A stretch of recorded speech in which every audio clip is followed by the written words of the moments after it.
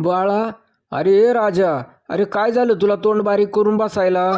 2 दिवसापूर्वी सगळेजण म्हणत होते तिळगुळ घ्या, गोड गोड बोला.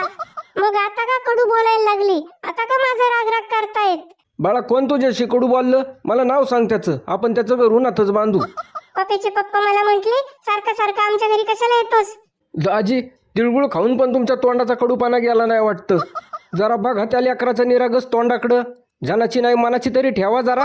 अय काळ्या, माझ्या घराची धर्मशाळा करून ठेवली तुम्ही लोकांनी. उठसूट कोणी बी येतंय, कधी बी जातंय. कसं आहे ना बाळा, कडू कारलं साखरत किती बी गोळलं तरी ते कडूच लागतं. तसं काही लोकांचं असतं.